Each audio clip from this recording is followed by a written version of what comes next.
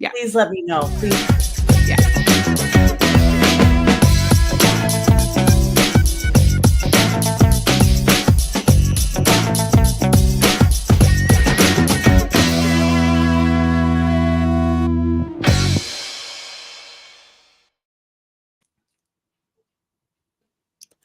Hello and welcome to in12d.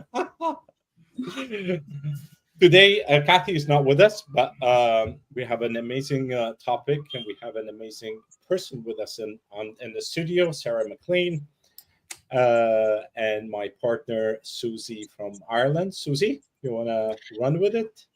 Yes, indeedy. I'm so happy to be here. It's great fun doing this podcast weekly now because we get to hang out every single week. We're here for an hour, and every week we get to meet somebody really inspirational. And I'm so excited about this week's guest because she's a real inspiration of mine. She's a dear friend.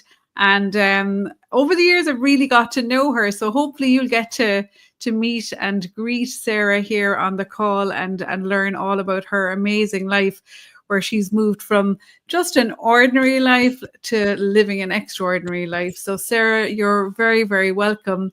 Sarah is a Hay House author. She's a meditation teacher, academy director, and so many other things. I think we'll learn as we go through the call today, like more and more about Sarah. But Sarah, you're really, really welcome warmly.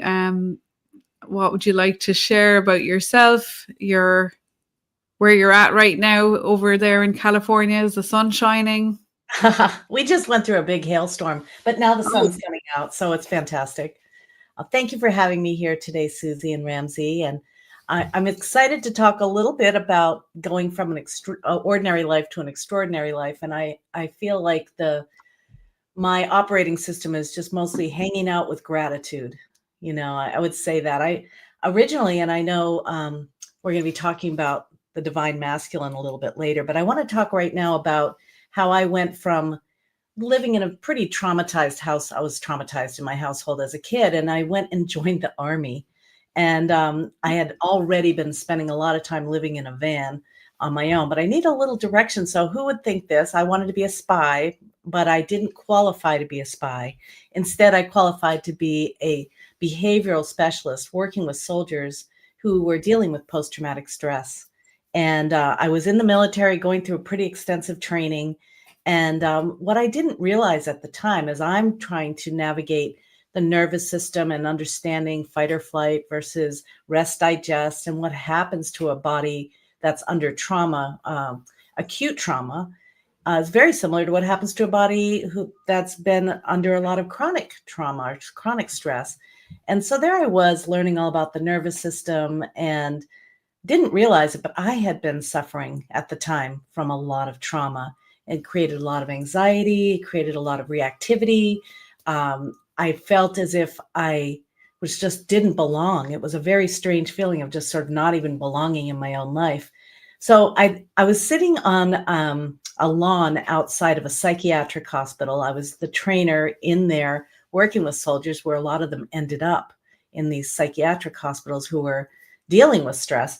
And my superior was a lieutenant nurse, and he guided us through a body scan, this mindfulness body awareness practice. And it was so apparent to me after 10 minutes of this practice that I was operating in the fight or flight response for most of my life, and how quickly 10 minutes of just letting the ground support me and relaxing my whole body, how quickly it changed my whole being.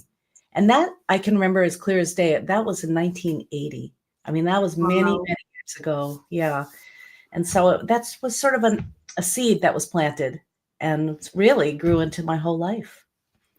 It's amazing, isn't it, how these things happen? How, you know, that one moment is the seed for the next, 20, 30 years. Like, yeah. So I was in the military about 5 years, and then I went from there to going into real estate. Came back. I actually, before I went into real estate, I came back and I was searching for sort of a secret sauce to belonging in my life. And I was very athletic. I decided I was going to do a bicycle trip, and I was going to go for 2 years around the world on my mountain bike. It was kind of a thing that people didn't do. As a matter of fact, people had never really even seen mountain bikes before. I was one of the very first ones when I was living in Boston, driving around or riding around on my bike. Anyway, I went, and I only ended up being gone for 9 months. What I did prioritize was I was prioritizing going to these places where you hear magic happens, whether it's going to these sacred sites in Greece or up in Pakistan, where their whirling dervishes are, where the sibyls are, in these various beautiful spots. I was going up to Hunza Valley, where people live to 100 years old as they're eating the insides of apricot pits. And I went everywhere looking for the keys to whatever it was I was looking for, my own home probably. And only when I was bicycling up the Himalayas along the Karakoram Highway in Pakistan, which most people probably wouldn't do these days, but it was one of the most glorious places on earth. And many years later, I come to find out I was going through these areas that the Vedas were born in. The Vedas tended to be this ancient wisdom that I had only heard a little bit about. Ultimately, it became something I fell in love with, and I had no idea I was at that birthplace. Turns out I went up to Asia, went up to the Golden Triangle, and we had to cut our trip short because my boyfriend, who I was traveling with, had gotten pneumonia. But one thing he taught me, because when we were in Greece, it was the hottest.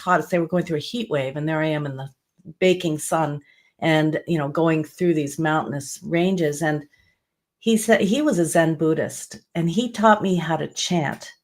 And chant I know today was a chant to what I found out later was Kuan Yin. In Japanese, it's called Kanzeon. And so I would just pedal to Kanzeon Namu Butsu Yo Butsu U, and all day long. And I was suffering from heat stroke a lot of the times. Anyway, that was the beginning of recognizing that what I was looking for is actually inside me. Wow. Inside me. And I didn't need to go for 2 years. As a matter of fact, when I came home, I got into real estate. I won't go into that story, except for I can say I was living in Washington, D.C., and I was dating a fellow who said, look, your anxiety's, is over the top. And I think if you want to be my girlfriend, you're going to have to learn to meditate. And so I sort of dabbled with meditation a little bit, right? I had chanted. I'd been lying on the ground outside doing a body scan. So I was okay with that. And that instruction really did change my life. I made a commitment from the day I learned to meditate for the rest of my life. And I've been doing it ever since. And that's over 30 years ago. So. Wow. It's quite a journey. I mean, you can try to avoid what's meant for you in your life, and it will just keep on showing up until you get it. And that happened to me. Meditation was my key to coming home to myself. It was also the key for me to feel very comfortable in my body most of the time and to be very present most of the time. Whereas before I couldn't get away from myself fast enough. And that's what trauma does. It sort of disembodies us. So yeah. That's amazing. Well, I have a similar thing that happened to me because I lived in the war in Lebanon. Oh yeah. It actually, over the trauma, you disassociate from your body completely. And what you just said just resonated with me because I went into those mantras, what do you call it? Om Mani Padme Hum. Oh yeah, the Tibetan Buddhist mantra. Yeah. Yes, it wouldn't end until it broke something inside me. Right. Right. It's such an anchor. And mantras in general, as Susie and all of us seem to know, is mantras means instrument for the mind. And really what it is, it's an anchor, or it's a great way to hang on to something that is nourishing for the mind versus our internal conversations, which sometimes can scare the daylights out of us. Our imaginations have been hijacked these days. And, obviously you didn't have to imagine a war, you were in it. But in a US right now, we imagine wars, and I'm sure many of us do around the world. And it's almost as if our imagination, our most creative intelligence, has been hijacked by the multimedia streams of information. Mm. And it's time to reclaim our imagination, and I do this every morning now. Before I get out of bed, I have a moment or two of gratitude. I set my intention for the day, but then I spend, at least 10 minutes imagining a life where beauty reigns and joy reigns and peace reigns. And, I think this is time for us to use our imagination. I think it was Pablo Picasso said, what you can imagine is real. And what you can imagine also sets the stage for your body, because if you imagine, terror, if you imagine a horrible thing happening, your brain doesn't know the difference between your imaginings and the real thing. And that's where we're fed all this information, all these scary movies and stories and newscasts. And we get to reclaim our imagination now. We really do. Wow. It's like, that's really the title that we decided to give this episode is, from trauma to transcendence, a Right. path to inner peace. So, it's amazing when you're ready, the tool arrives, or the mantra arrives, the teacher arrives, the book, in whatever form it comes. Yes. And when you're in that receptive state, you just it won't leave you, a bit like what you were saying about Om Mani Padme Hum, Ramsey, when you were in Lebanon. But what I'm really interested in is, so you've had a steady journey, with meditation, ever since. It never left your side, which is phenomenal. And obviously has had a really transformational effect on everything you do. Your whole career is based around it.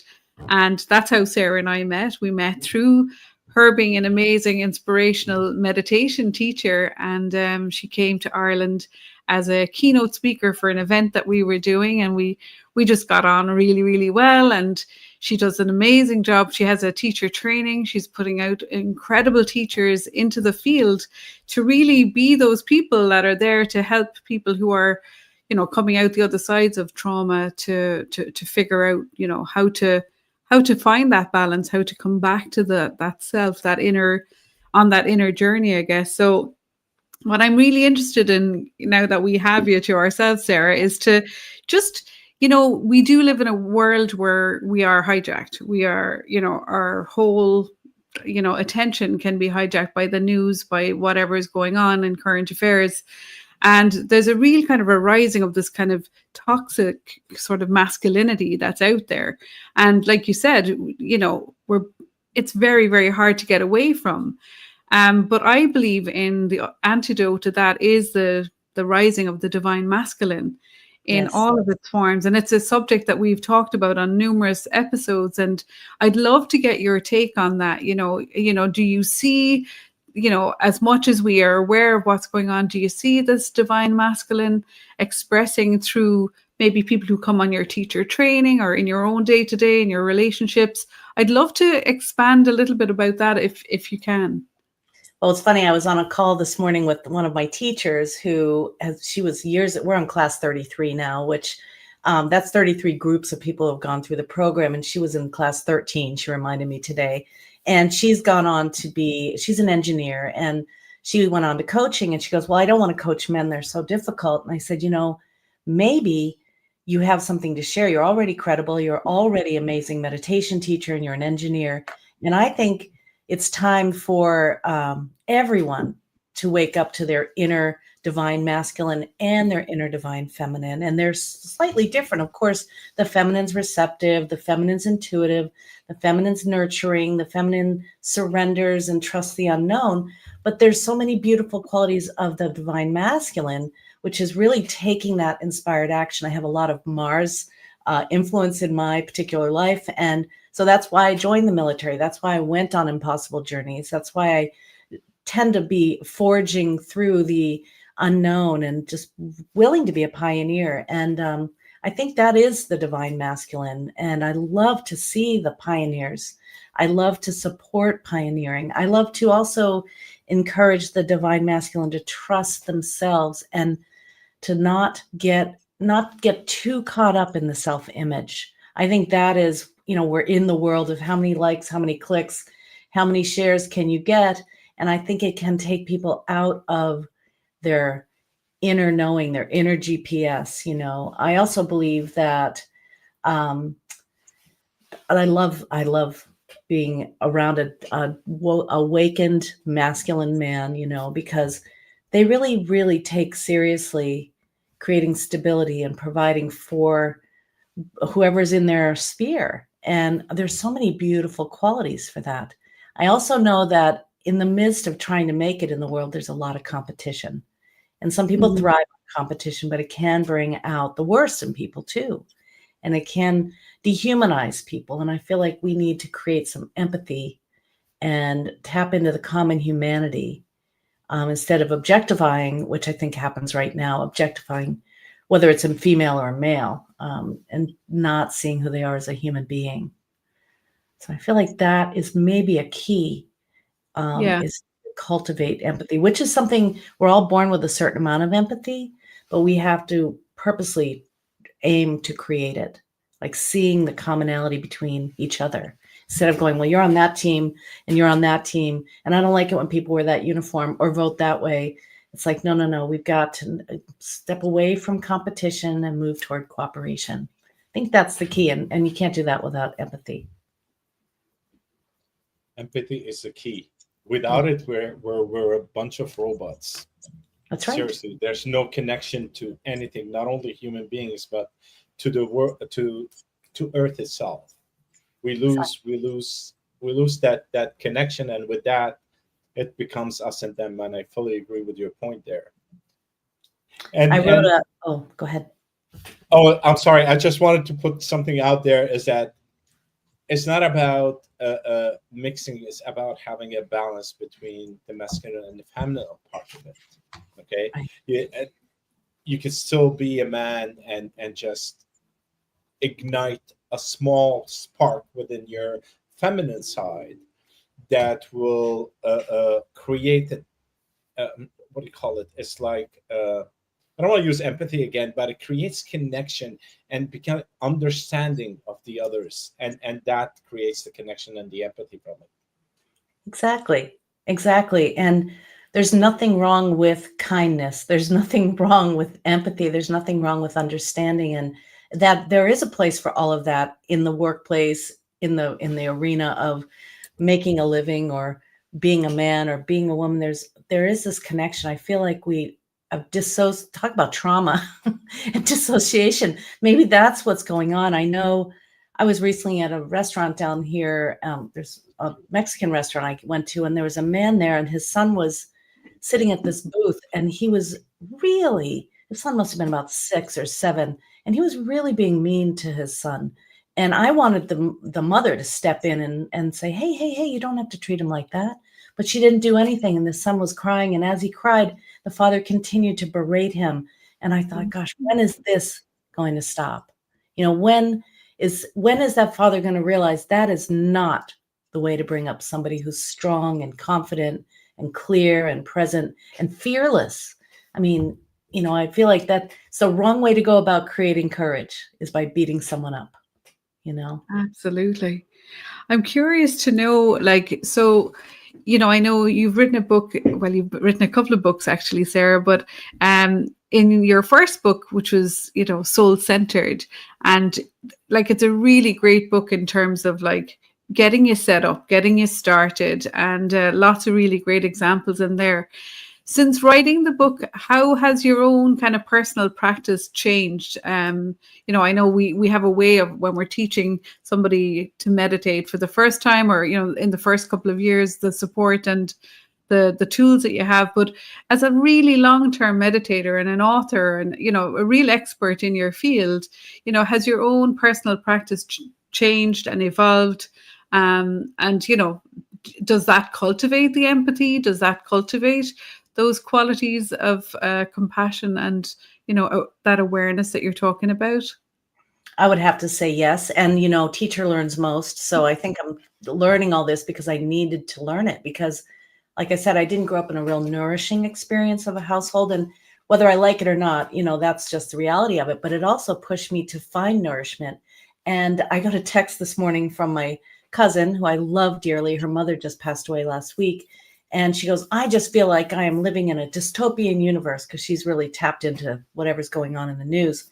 And I go, I am not worried about anyone else. I am sitting over here in my little joy bubble. I used to call it I was always saying, I got to get on the peace train. You want to get on the peace train, a la Cat Stevens. And I go, no, it's a joy train. That's what we're doing now. I'm switching trains. And, I think different practices arise and have impact at different times. Like I said, now I used to wake up in the day and in the morning and say, okay, today I'm going to be present. Today I'm going to be grateful. Today I'm going to be kind.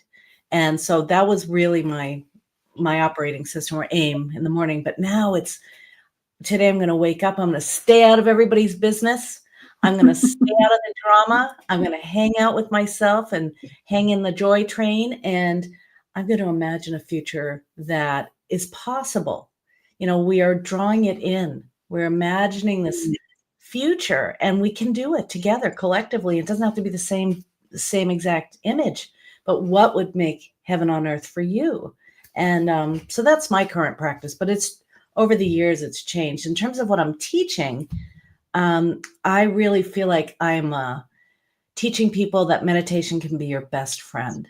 I feel like I'm teaching people the reliability of the practice that yokes your awareness to who you really are. Outside of everything else, there's this presence here, it's looking through your eyes, it's listening through your ears.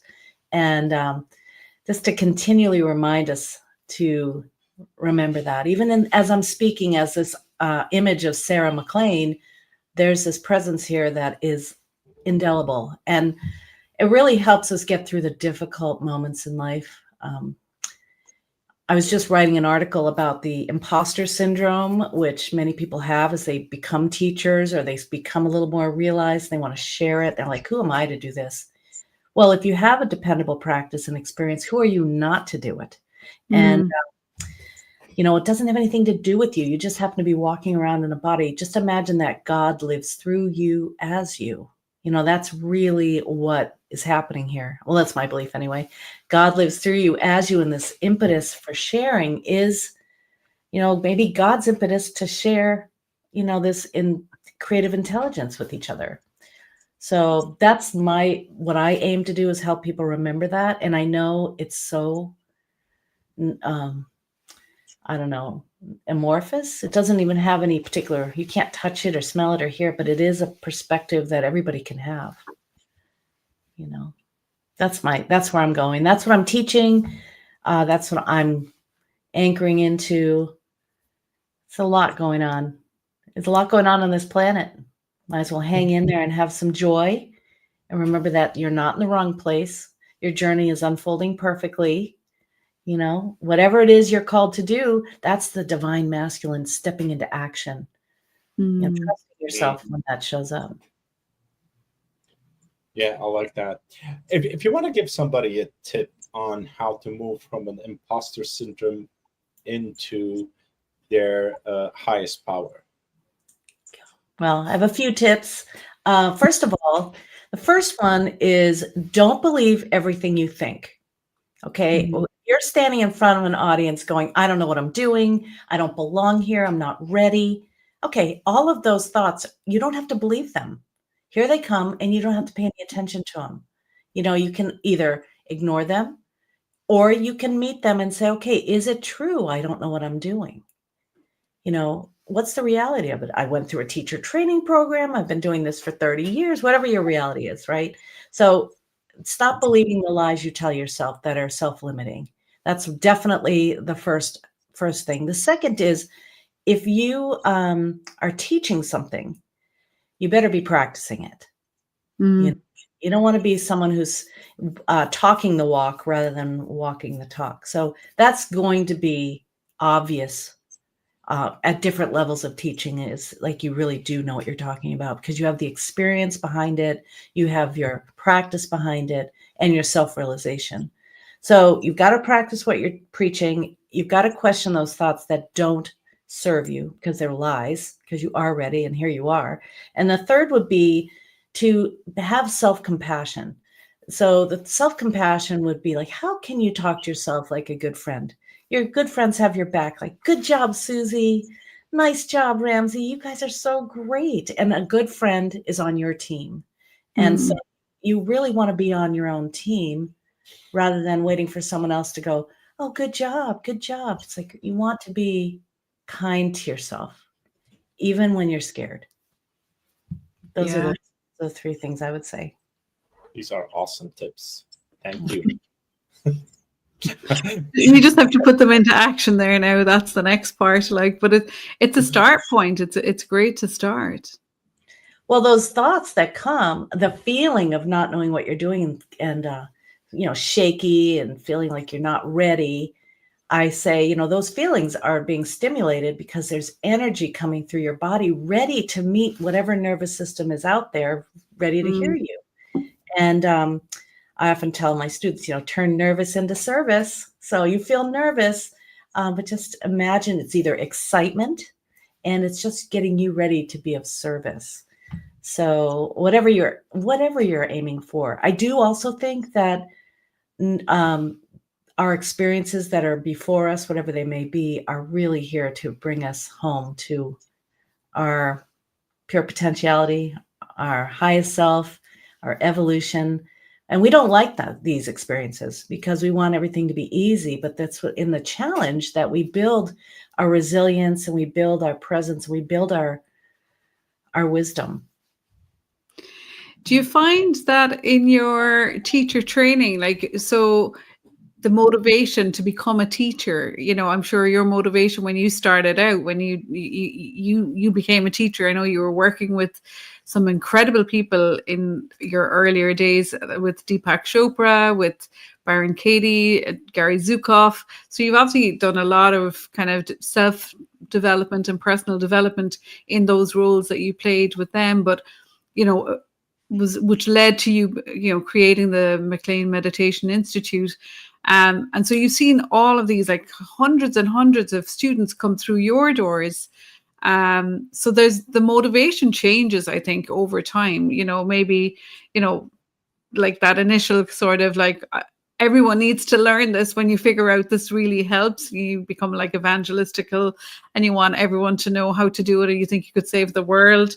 To, maybe it's because some people are looking for that kind of transcendent quality, for the more spiritual benefits, for the, the connection to their potential, or their, figure out what's their true nature, or, to discover, it's like an inner journey. So does that change much when people come through to become teachers, like the motivation?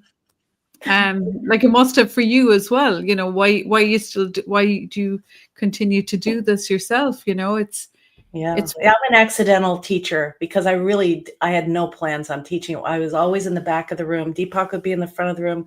I'm in the back of the room. I'm organizing the events. I don't want anyone to know my name. I mean, that was not my plan. I didn't have it on my vision board. I want to be a public speaker. As a matter of fact, if anyone asked me to say anything, I would probably say, can't you get someone else to do that? So, for me, it was evolution itself that was pulling me forward. But in terms of how the students show up in my space now, they are often called. I mean, it's a calling, and it's an interior call. Like, I want to help.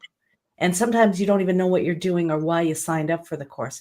We have many people that signed up for the teacher training. They have no idea what they're doing there. And then they're at the very end. Right now, this one class is graduating at the end of the month, and they're being faced with having to do some presentations, and and they're scaring themselves. And so I said, get a hold of yourself. You know exactly how to calm your nervous system. You're prepared. You've been studying with me for 9 months. So you've got this. But see, the negative self-talk kicks in. And but I try to coach them through it because they signed up for this. It's voluntary. I didn't recruit them. They were voluntarily deciding they wanted to become a teacher. So I think in my case, it was an evolution because I didn't believe, I had a lot of self-limiting beliefs, and I didn't believe I could do it. I didn't think I had the quality to do it. But then I look around and I go, I've been doing this for years now. So maybe I do know what I'm doing. It took me a long time to build that confidence. it comes with the practice, though, for sure. I think the more, like you said, it's like learning to meditate. The more you actually do it. I always say to my students, it only works if you actually do it. You can be talking about it, you can be reading it, you know, but unless you actually put the time in and you sit and you learn to sit quietly, and sometimes it's a right messy meditation in there. It's not always rainbows and unicorns, I know that for sure, but it's like you would always say, you know, and these are your words, like, you know, it's that consistency and just keep coming back and keep coming back. And clearly you're in a good position to teach this. There's no imposter syndrome whatsoever, because you've been at it for, you know, consistently for such a long time, like deepening your experience and sharing that. Like, I'd love you to reflect a little bit about the kind of the transcendent aspect of it, you know. It's like the byproduct, or is it more the goal? The goal in meditation is simply to do it. That's the goal. However, I can tell you, people, you know, especially for a brand new meditator, their first meditation, it's usually pretty remarkable, I'll just say. And I think of it, and for most people, it's not everyone, but I think of it like a little carrot dangling in front of us that keeps us meditating. Like, I want that experience again. I want that experience where I hear the birds singing just for me, and I feel like this warm glow inside my body. And I think that keeps us going. But transcendence itself means to go beyond, and to go beyond what? In my case, go beyond my anxiety. That's really what I felt a big relief from, to go beyond my sense of responsibility, trying to take care of people that were not my responsibility. I was transcending that. I transcended my self-limiting beliefs at the time. I had gotten in the military, I had gotten married. I sort of ran off and got married during our Christmas break, which was not a good decision. And I had to transcend that experience. And I feel like that's what transcend means. And I think for a lot of people who are going through a difficult time, they are looking wholeheartedly for some relief, like I was. And I feel like that initial relief from the everyday pain, you know, emotional or physical or whatever kind of pain, mental, I feel like that is the initial impetus for people to keep going. But then, you know, then we get to, our mental activities here in our waking state. And when we meditate, we go to sort of the source of our thoughts. So you get to skip all that stuff. But as we keep meditating, we start to navigate the interior, let's just call it software of the soul, where we start to go, why do I behave like that? What choices have I made? What decisions do I make? And so we start to look at what makes us tick when we feel that, okay, good, there's a sense of relief. My refuge is my meditation, and I feel safe enough to look at some of this other stuff. And so I think that eventually there's no difference between the waking state and transcendence. I think that's what you call higher states of consciousness, is when eventually you dwell in a world where transcendence, or that expanded awareness, or that knowing that I am the universe, God lives through me, and you as you, once that becomes your reality, that is the best. And that's what keeps me meditating, because that's my experience. But in the beginning, there was a big separation between my regular life and my meditation. If that makes sense. Sarah. Yes. It's beautiful, but every time you put something out there that is meaningful, beyond meaningful, she comes running and she pushes me, so I have to put her up there. I do apologize. My cat's coming in. My cat's trying to come in too. Okay. Now you know where the good stuff are coming from. Okay, go down. Oh my God.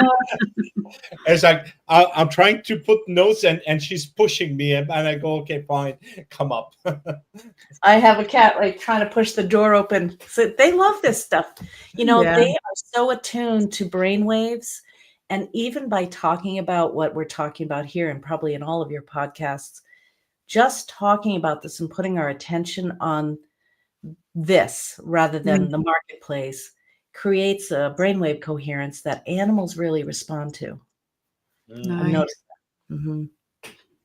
It's definitely a pattern. Last week when we had James on, like his cat just kept coming across, walking across his keyboard. Then Bella Luna was coming in. I was like, okay, let's let the animals show us the way. So Yeah. I have temple cats and a temple dog. nice. Yeah. We're very lucky. We're lucky they come to hang out with us. They're so pure and innocent. Yeah. Apologies. Oh, it's okay. One thing I took a note, I was able to look at it. So you talked about relief. Go ahead. I have to just let her in. Yeah. She just wants to come in. She'll be here. So there she is. I don't know if you can see her. She's at the door. She's my temple cat. Where is she? There. Oh yeah. Yeah. She wants to go out. So we'll let her out. Okay. They're beautiful cats Sarah has. Oh my God, they're gorgeous. I adopted them. They were still in trouble physically, but it's okay. They have a lot of love. Yeah. Anyway, you wrote something down you were going to ask about? I did write something down, which is about the relief, how to move from the trauma space or the chaos space into a quiet and stuff. And you mentioned two things, actually. One is the faculty of imagination. And the second one is meditation. Now, are they both should be done together, or should we take one at a different time, or how should we deal with that? For someone who's not, I have a monkey brain or a squirrel brain. It's like, oh, shiny object over here, so let me move. How would I use them to kind of like quiet or at least get myself centered? Well, I would say they're two different practices, but they're very complementary. You can use imagination anytime. It activates the brain. You have thoughts, you're engaged with your thoughts, you're directing your thoughts. Meditation itself, if you read the Yoga Sutras, it starts with, now the teaching of yoga begins, and yoga is the settling down of the fluctuations of the mind. So so they're on opposite ends, really, but to be able to pay attention on purpose and direct your attention a certain way is a skill set that does require a quieter mind, but they're two different things. And imagination for me is difficult because I have something that some people have called aphantasia, which means I cannot imagine things on demand. But I have a lot of patience with myself and think about experiences that I feel. And so mine is more of that kind of imagination, think, feel, imagine. But for you, I would say start with meditation every day, because they're not mutually exclusive, but they are two different skill sets. So meditation every day to help you get to be able to become more familiar with the silence that underlies the mental activity. That's what meditation will help you do. And it helps you to purify your nervous system and get more familiar with being in the rest and digest response, the parasympathetic response, which is easier when you're in that response to expand your awareness and to include, some imaginary experiences. I think it was Louise Hay who says, she's the founder of Hay House, who published my books. She said, do not scare yourself. And do not scare yourself. Our imagination can be pretty scary. I mean, think about a little kid who thinks there's a monster under their bed. We know there isn't, but they still think it's there. And we do that to ourselves, and different monsters, different times of day. But just to start to be in tune with the body and mindful of the body's experience, and to recognize when we're actually scaring ourselves. So that awareness of the body is cultivated through meditation. So they're very complementary, but they're not the same thing. Okay. I could teach you to meditate. I think Susie could teach you. She's a teacher. Yeah, we have a lot of discussions about Ramsey's unwillingness to meditate, but it to be fair to you, Ramsey, like I think that's what I really love about connecting with other people, because what works for one person may not work for the next. And, we met during the mediumship training. So, you have a capacity within your system anyway, whether it's a squirrel brain or not, to access, this other kind of liminal realm, or, the behind the veil, or however you want to describe that. Like, so, I think whatever works. But I do think it's interesting to think about like imagination in terms of kind of like what Sarah was saying about kind of imagining your day, like really putting in the kind of seeds for, how you want your day to go, sort of becoming that sort of co-creator. And, if you start doing something like that, I know that regular meditation practice really does increase your capacity for creativity and creative solutions and things like that. Like, so, I think one can kind of contribute to the other for sure. Like Sarah was saying, that just planting those seeds, like, what do I want to experience today, or get in Sarah's joy bubble. I really love that, and it's all there for the taking and the making, if you ask me. But do you have other questions for Sarah, Ramsey, or? No, let's continue. I just noted a couple of things, and they're answered. That's awesome. Thank you. I'm encouraging you to meditate. I mean, at this point, for me, it's like brushing my teeth. I do it every day. I can tell when I didn't do it. I get a headache. I don't feel as what's the word? Responsive. I'm a little less reactive when I do meditate, and I'm more responsive. But when I'm not meditating, and there are days that I don't get to meditate until the end of the day, which I do not like that. But yeah, I can tell, I can feel I'm not in flow. I feel like there's some static electricity or something in my body. But back to imagination, I was thinking about this quote. It's out of Alice in Wonderland. And I think she said, Alice said, I can't believe an impossible thing. She was talking to the Queen. And the Queen says, well, sometimes I've believed as many as 6 impossible things before breakfast. And but the thing is, for me, yes, I set intentions for how the day is going to go. I don't actually imagine my day. What I really spend my imagination energy on is to imagine a future for everyone that is on a planet that is harmonious and beautiful and clear, and there's no toxins, and there's only kindness. And yeah, there are some challenges, but they're challenges that don't break us. And that's how I imagine. I don't imagine my day on usually. I just trust my day is going to go fine if I keep meditating and present and kind and grateful. Yeah. So just to clarify, when you do the imagination stuff, like whereabouts does that happen then? Does it happen at the end of your meditation practice, or actually, on waking up, or when you're daydreaming? I do it before I meditate. I actually, because I'm sort of between worlds. When you get up in the morning, it's like you're a little dreamy. At least I am. And so I do it right then, because I think, I don't need to scare myself with my phone. I don't want to wake up alarmed. I want to wake up in a world that's wonderful. And there's some practices in my book. There's one called Walking in a Wonderful World. It's something I recently taught my nephew. He had some really scary experiences during COVID and really scarred him. And so we'll go for a walk, and I'll take him like through a park. And I said, just imagine everything that you see, everything that you hear, everything that you're experiencing right now is love. Everything through your loving awareness. But even imagine those trees know you're here and they love you, and that breeze knows you're here and it loves you too. And the ground knows you're here and loves you, because he was feeling a lot of alienation in the world. And, yeah, it's imaginary. Maybe it's imaginary, maybe it's not. But what if it's not? What if it's not my imagination? What if it's true?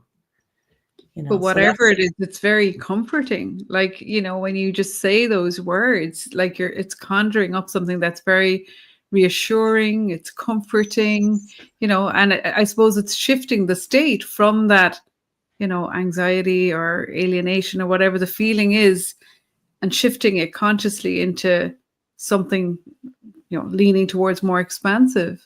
Yeah. And, you know, I've said this before many times, but I think it was Einstein who said, you know, the most important question facing humanity is this world a friendly place? And I know from, you know, being under a lot of trauma and having a lot of trauma that without a decision, without making this point, we don't see the world as friendly, because there's always like, how can I protect myself, or how can I make it through here without injury? And so I think what happens is without our own knowing it, we've made a decision the world isn't friendly. So we have to recalibrate and notice how we're seeing the world, and doing what we can to downshift from the fight or flight into the rest and digest, and then seeing the world instead of like a military person, which is how they do it. They start getting starting like a periscope looking for the enemy, you know, where is it? And when we're relaxed, we can expand our awareness to include everything, because there's nothing to be afraid of. But when we're already freaked out, it almost attracts more of it, unfortunately. I'm going to segue us into the next section that I'd love to cover before we're on the home stretch. It's amazing how quickly this hour goes. But, you know, it's about getting creative, I suppose, and it's about really kind of how we have to keep adapting to things and situations. And like your nephew, you know, everybody had to adapt to COVID, and obviously that must have had an effect on your teacher training. I know, because I worked with you on many of them when we did them here in Ireland.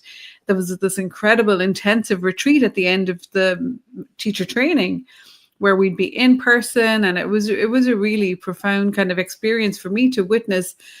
Well, go through it myself first, but then to witness seeing people kind of coming in, you know, with all that imposter syndrome and the fear and the fight or flight running through their systems, and then coming out the other side, like having really kind of touched on some part of themselves that, you know, they didn't even know was there, and, you know, really going out into the world to make a difference as a meditation teacher. So how did that affect your, you know, how you work, how you had to maybe recreate the teacher training in some way? Like, you know, how is that set up now? And, you know, I think a lot of people come out of COVID thinking, well, that was a good thing. And despite it being a tough start, you know, we had a group on there the other day and they were like, oh my God, we've been coming on this Mindful Monday for 5 years.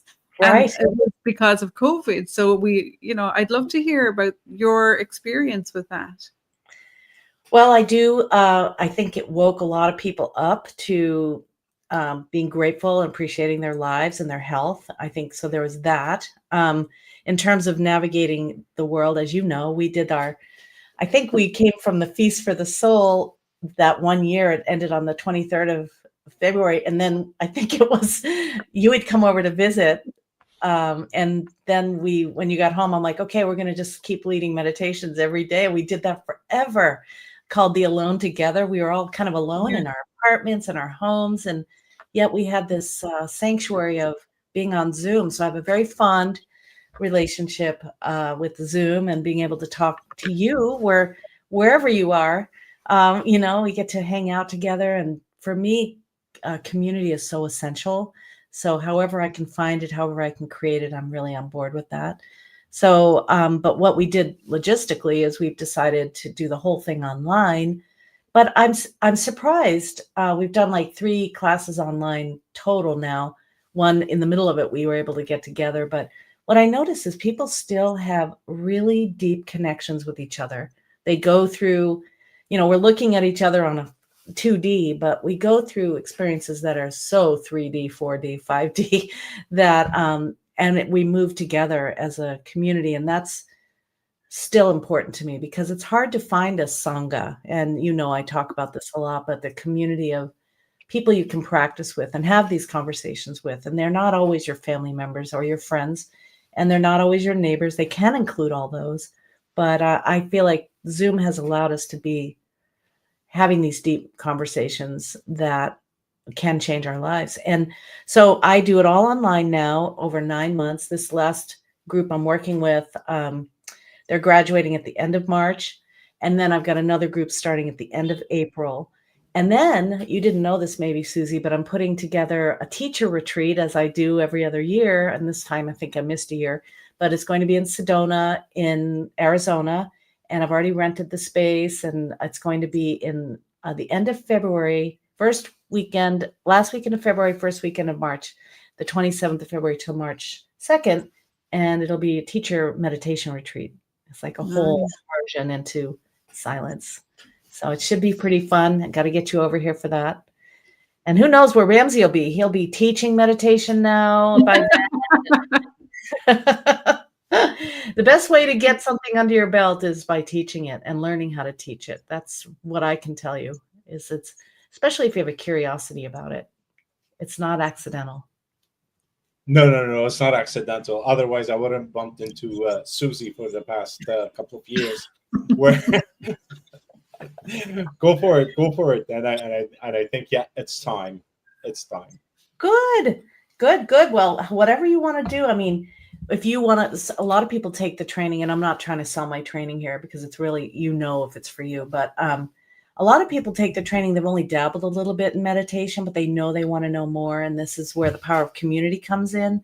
Actually, as a Zen Buddhist, which I identify as a Zen Buddhist, there are three jewels to spiritual practice. And this is for any religion, really. First is your practice. What are you doing? Are you praying? Are you doing the rosary? Are you meditating? Are you chanting? Are you singing? Are you walking? Are you forest bathing? So one thing is your practice, and what they call it is the Buddha, connecting to that part of you. That's the deepest part of you. The second jewel is wisdom. Now, you guys are presenting this podcast. You're giving people that second jewel. You're getting all these people on here who are sharing their pearls of wisdom. And whether you get it from Rumi's poetry or from a love song on the radio, or whether you get it from a podcast or a poetry book, that's where you need that as part of your spiritual growth. So you've got your practice, where you get your wisdom. And then the third, which I've already said is the most important to me, is the community of support. People take refuge in these three jewels. Refuge meaning it's a safe place. Maybe you always have a book I have the Bhagavad Gita, I look at that a lot. I look at the Upanishads. That's my refuge. And sometimes the writings of Emerson, I just feel at home when I'm with that. And then some people find their refuge in community. The weekly meditations on Mondays at Susie's or with me on Wednesdays. And then some people find it, in their own practice. That's all they need. They face the wall and meditate, and they don't need anyone else. But I think those days are over. I think we need all three. Yeah. I absolutely agree to that. Yeah. I think the community. Sorry, go ahead, Ramsey. No, I'm done. No, I think the community is really the one that makes the difference. A lot of people begin meditation from a book or a video or something, or some recording that they've come across, and they might begin just, in the closet. I remember being a closet meditator at the start. I was like, there's no way I could handle anybody seeing me attempting this, because you always feel like you're doing it wrong when you're meditating first, because you're not quite sure what you're doing. You're following some instructions and your mind is going for it, saying, oh, am I doing it right? Am I doing it right? And so you can start off getting more and more isolated in that practice. But it's when you find the teacher and something really resonates, and then you find that connection with the other people that are doing the practice, and that's where that refinement starts to happen. And making those connections is just magical. Like it's a lifelong connection with people. I found anybody I trained with in teacher trainings and meditation or yoga or Ayurveda, any of that, they're really deep connections, because you're always revealing that part of yourself. It's not so much what's happening in the practice, but it's kind of how it expresses, or how you express yourself maybe outside of the practice. And that quality of your attention, I think, really shifts. So you start making more conscious choices, saying yes to things that are more nurturing, more nourishing, and you start leaving behind things that don't serve you. So to wrap it up, Sarah, do you feel like you've left a lot of your, the girl who started off, the traumatized girl who joined the army and traveled on her bicycle around Asia, and and looking at the incredible inspirational woman that you are today, like, how does that feel like when you reflect back? Well, I can say it's difficult to remember, how I was being. I can say that. I can remember anxiety. I can remember, always crying all the time. I can remember that, but I don't really remember how I was being, I can only just imagine it. So I don't know if I can answer that question. I feel like I'm closer to the way I want to feel now, maybe. Yeah, I think that's true. And I was at a women's event a couple weeks ago, and they asked, what was the best thing that happened this year so far? What, in terms of your New Year's resolutions, what has happened? What are you proud of? And I said, I'm really proud of saying no. And I think that's a difference between the way I used to be and the way I am now. I said no to things that were important, like self-care and nourishing relationships before. But now I say no to the, what isn't nourishing. And I feel like that's a big deal, because back to the divine masculine, boundaries are really important, and that's a natural masculine quality. And I feel like that is essential for all of us, not to be so porous. Of course, we want to save the world, but we have to really save ourselves first. And so I think that's the big thing, is I'm really clear about self-care, self-love, and not leaving myself to please anyone else or any of that. So that, I think, is the biggest. I don't know. That's just one thing that's coming to mind. I don't know if it's the biggest. It's just really important to me. It's actually huge for a lot of people too. Yeah. You did it. I did it. Awesome. Just said no. No, thank you. You don't have to say no with anger either.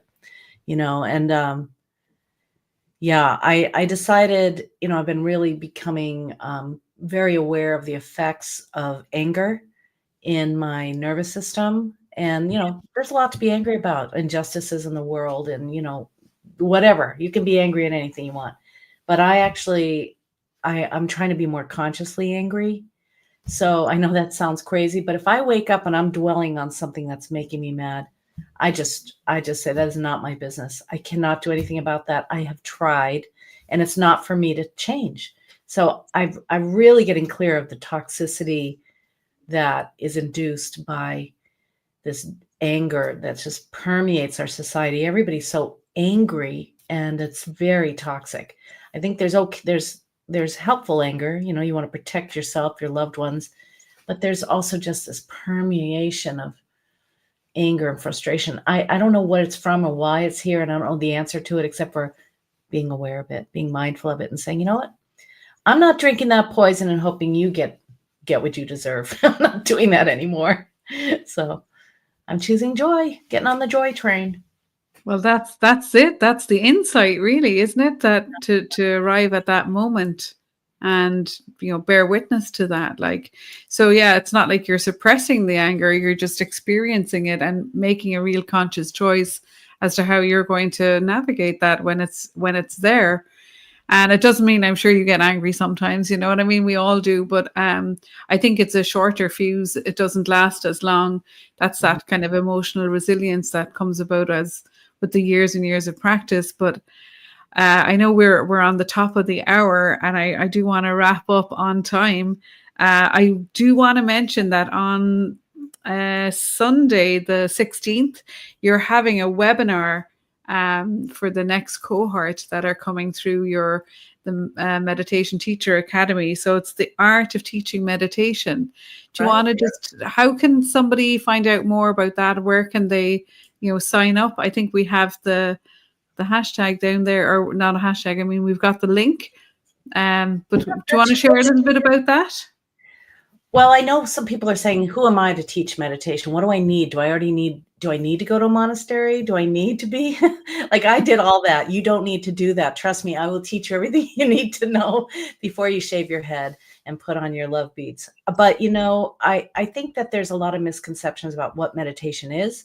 how to teach it, why it works, and, are there special things you need to do in order to be an effective teacher? And I've got all those keys for you. And I'm just going to speak for about half an hour and then open it up for a discussion, because I know some people are like, I want to do it, but I don't know if it's for me. So I decided to put this together, giving you little keys, because even if you already are teaching, you might want to come to this webinar just to go, okay, yeah, I could see that. I could see how I could add this to my teaching. So it's you can go to my website. You can go to the button on the website that says events, or you can go to this link that says teach meditation and get on the list, and I'll invite you. Yeah. Brilliant. There you go, Ramsey. There's your next step. You have a whole month to get ready, because it doesn't start till April 26th. Oh, that's good. The link is in the chat, and we'll in the live chat, and we'll add it again in the other chat, so that whoever listens to it afterwards have access to the link. Stop it.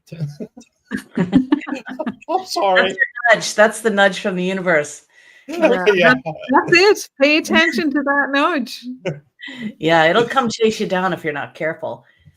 I mean, I'm a public speaker now, and I was never doing that in my whole life. And now it's my favorite thing to do. So what you're supposed to do will chase you down and get you one way or another. Yeah. There you go. Totally agree. Sarah, from both of us and Kathy, who's not here with us today, thank you so much for giving us your time, your attention, your love, your your beautiful spirit on the show on in12d. We're so grateful. We really, really appreciate it. So thank you from all of us for joining us, and thank you to everybody who joined us online live, and we're putting stuff in the chat today. Great. Thanks, Susie. Thanks, Ramsey. Thanks, Kathy. Thank you. I just had a great time with you. So thank you for inviting me. Thanks for listening. Thank you.